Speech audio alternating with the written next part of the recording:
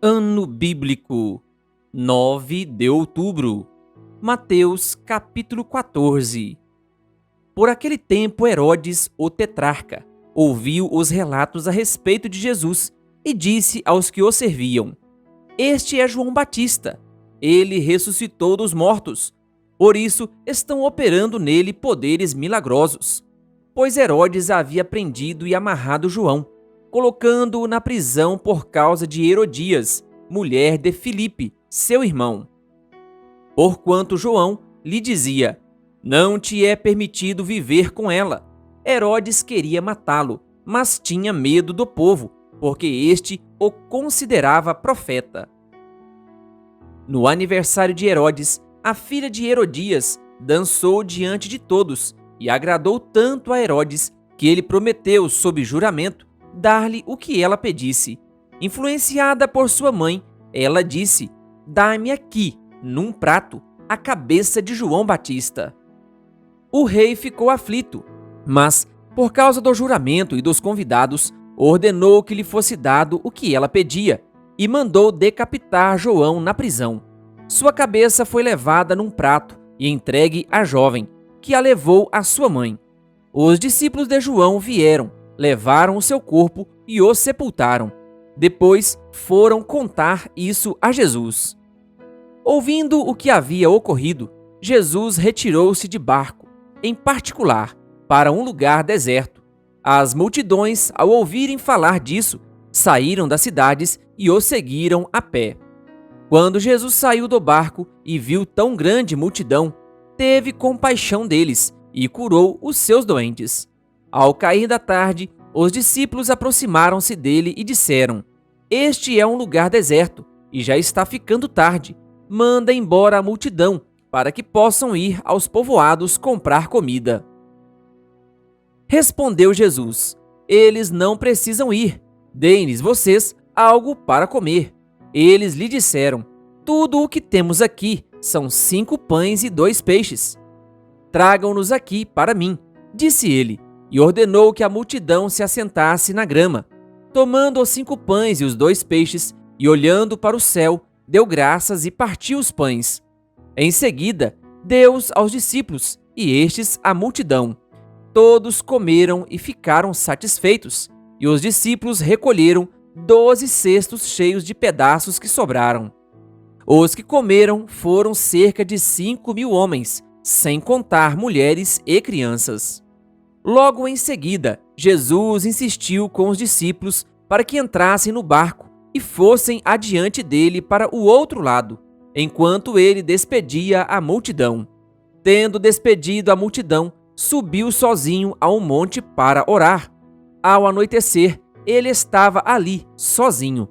Mas o barco já estava a considerável distância, na terra, fustigado pelas ondas, porque o vento soprava contra ele.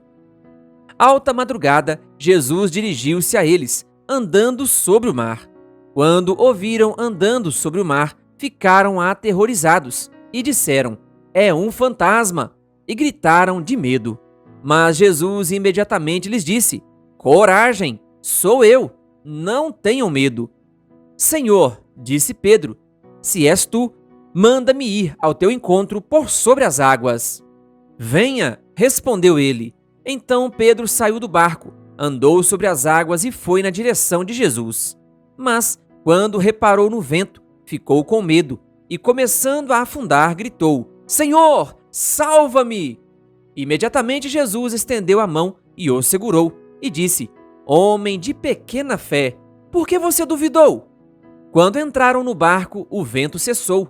Então, os que estavam no barco o adoraram, dizendo: Verdadeiramente, tu és o Filho de Deus. Depois de atravessarem o mar, chegaram a Genezaré. Quando os homens daquele lugar reconheceram Jesus, espalharam a notícia em toda aquela região e lhe trouxeram os seus doentes. Suplicavam-lhe que apenas pudesse tocar na borda do seu manto, e todos os que nele tocaram foram curados. Mateus capítulo 15. Então, alguns fariseus e mestres da lei, vindos de Jerusalém, foram a Jesus e perguntaram: Por que os seus discípulos transgridem a tradição dos líderes religiosos? Pois não lavam as mãos antes de comer. Respondeu Jesus: E por que vocês transgridem o mandamento de Deus por causa da tradição de vocês?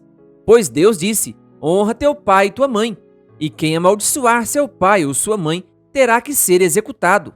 Mas vocês afirmam que se alguém disser ao pai ou à mãe: Qualquer ajuda que eu poderia lhe dar, já dediquei a Deus como oferta, não está obrigado a sustentar seu pai. Assim, por causa da sua tradição, vocês anulam a palavra de Deus. Hipócritas! Bem profetizou Isaías acerca de vocês, dizendo: Este povo me honra com os lábios, mas o seu coração está longe de mim. Em vão me adoram, seus ensinamentos não passam de regras ensinadas por homens.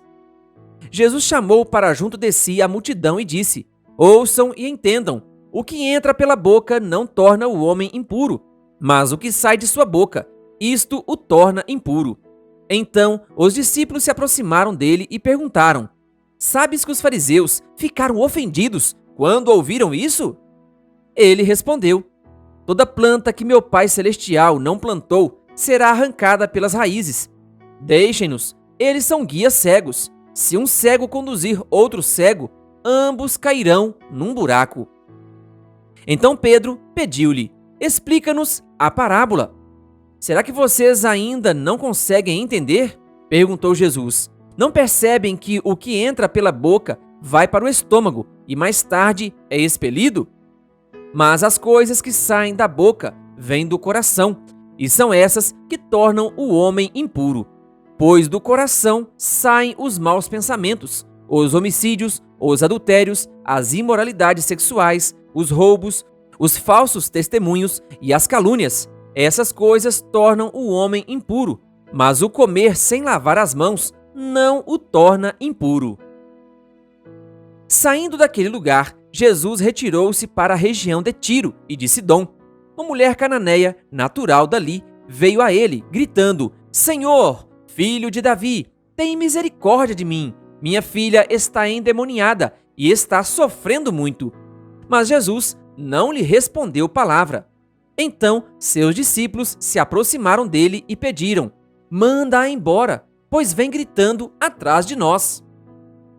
Ele respondeu: Eu fui enviado apenas às ovelhas perdidas de Israel. A mulher veio, adorou-o de joelhos e disse: Senhor, ajuda-me.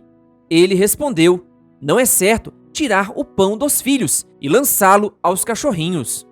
Disse ela, porém: Sim, Senhor, mas até os cachorrinhos comem das migalhas que caem da mesa dos seus donos.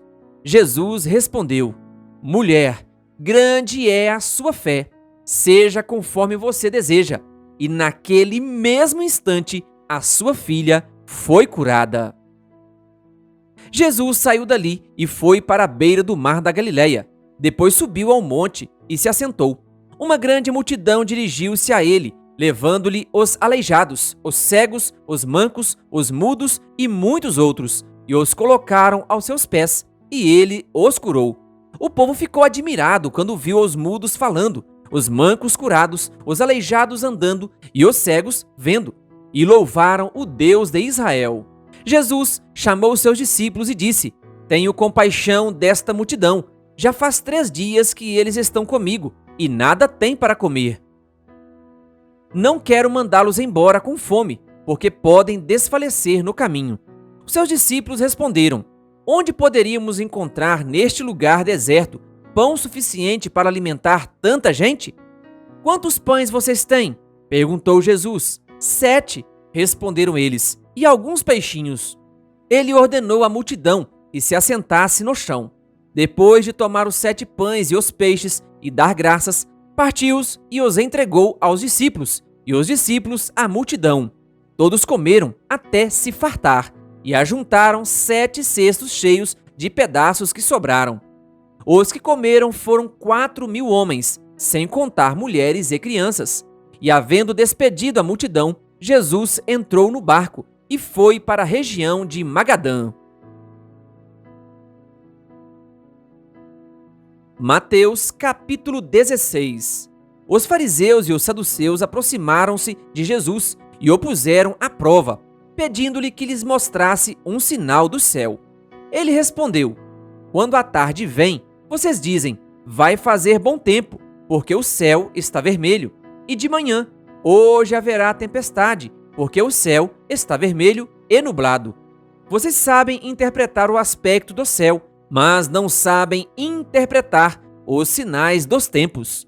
Uma geração perversa e adúltera pede um sinal milagroso, mas nenhum sinal lhe será dado, a não ser o sinal de Jonas. Então Jesus os deixou e retirou-se. Indo os discípulos para o outro lado do mar, esqueceram-se de levar pão. Disse-lhe Jesus: estejam atentos e tenham cuidado com o fermento dos fariseus e dos saduceus. E eles discutiam entre si, dizendo: é porque não trouxemos pão. Percebendo a discussão, Jesus lhes perguntou: homens de pequena fé, por que vocês estão discutindo entre si sobre não terem pão? Ainda não compreendem? Não se lembram dos 5 pães para os 5.000 e de quantos cestos vocês recolheram?